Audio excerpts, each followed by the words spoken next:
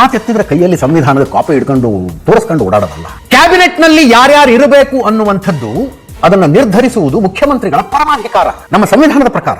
ಆ ಪರಮಾಧಿಕಾರವನ್ನ ಚಲಾಯಿಸೋದಕ್ಕೆ ಎಷ್ಟರ ಮಟ್ಟಿಗೆ ಅವಕಾಶ ಇದೆ ಅನ್ನೋದರ ಸತ್ಯ ನಮಗೆ ಗೊತ್ತು. ಕಾಂಗ್ರೆಸ್ನಲ್ಲೂ ಇಲ್ಲ, ಬಿಜೆಪಿಲೂ ಇಲ್ಲ, ರಾಷ್ಟ್ರೀಯ ಪಕ್ಷಗಳ ಕಥೆ ಇದು. ಫೈನಲಿ ಲಿಸ್ಟ್ ಬರೋದು ಹೈಕಮಾಂಡ್ ಹೇಳದವ್ರದ್ದೇ. ಆದ್ರೆ ಎಐಸಿಸಿ ಲಿಸ್ಟ್, ಎಐಸಿಸಿ ಲೆಟರ್ ನಲ್ಲಿ ಬರ್ಬೇಕಾದ್ರು. ಎಐಸಿಸಿ ಲೆಟರ್ ನಲ್ಲಿ ನೋಡಿ, ಇಲ್ಲಿ ಕೆ.ಸಿ. ವೇಣುಗೋಪಾಲ್ ಅವರು ಸಹಿ ಹಾಕಿ ಬಿಡುಗಡೆ ಮಾಡಿದ ಪತ್ರ ಇದು. Dear D K Shivakumar ji, this is to inform you that the Honorable Congress President has approved the proposal for the induction of new ministers for cabinet expansion in the government of Karnataka as follows ಅಂತ ಹೇಳಿ 20 ಹೆಸರು ಹಾಕಿದ್ದಾರೆ. ಈಗ ಯಾವಾಗ ಶುರು ಮಾಡ್ಕೊಂಡ್ರೆ ಪಟ್ಟಿ final ಆಗೋದು ಹೈಕಮಾಂಡ್ ಇಂದಾನೆ ಅಂತ ಗೊತ್ತು ನಮಗೂ. ಹಿಂಗ Honorable Congress President has also approved the proposal for the following posts at Legislative Assembly and Council of Karnataka as follows. Speaker, deputy speaker ಹೆಸರು ಕಳಿಸಿದ್ದಾರೆ, ಇವರು ಇಂತಿಂತವ್ರು ಆಗಬೇಕು ಅಂತ. ಅಂದ್ರೆ ಮಲ್ಲಿಕಾರ್ಜುನ್ ಖರ್ಗೆ ಅವರು ಓಕೆ ಮಾಡಿದ್ದಾರೆ ಹೆಸರುಗಳನ್ನ ಅಂತ. ಹೆಂಗೆ ಸ್ವಾಮಿ ಇದು?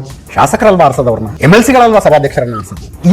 ಎಲ್ಲಿಂದ ಶುರು ಮಾಡಿ? ಇದು ಎರಡನೇ ಸಲ ಹಿಂಗೆ ಆಗ್ತಾ ಇರೋದು. ಅಂದ್ರೆ ಸಂವಿಧಾನದ ರೀತಿ ನೀತಿಗಳು ಅದಕ್ಕೂ ಇದಕ್ಕೂ ಸಂಬಂಧನೇ ಇಲ್ಲ. ಮೊದಲನೇ ಸಲ ಆಗಿದ್ದು ಈ ಸಿದ್ದರಾಮಯ್ಯನವರೊಂದು ಇದನ್ನ ಮಾಡಿಸಿದ್ರಲ್ಲ, ಹಿಂದುಳಿದ ವರ್ಗಗಳ ಆಯೋಗದಿಂದ ಒಂದು ಸಮೀಕ್ಷೆ, ಶೈಕ್ಷಣಿಕ, ಆರ್ಥಿಕ, ಸಾಮಾಜಿಕ ಸಮೀಕ್ಷೆ. ಆ ಸಮೀಕ್ಷೆಯ ಪರ ವಿರುದ್ಧ ಚರ್ಚೆಗಳು ಜೋರಾದವು. ಕೆ.ಸಿ. ವೇಣುಗೋಪಾಲ್ ಏನಂತ, ಕರ್ನಾಟಕದಲ್ಲಿ ಈ ಸಮೀಕ್ಷೆ ಇನ್ನೊಂದ್ಸಲ ಆಗುತ್ತೆ ಅಂತ. ಅರೆ, ನೀವು ಕೂತ್ಕೊಂಡು ನಿರ್ಧಾರ ಮಾಡೋದ? ಕ್ಯಾಬಿನೆಟ್ ಅಲ್ವಾ ನಿರ್ಧಾರ ಮಾಡಬೇಕಾಗಿದ್ದು?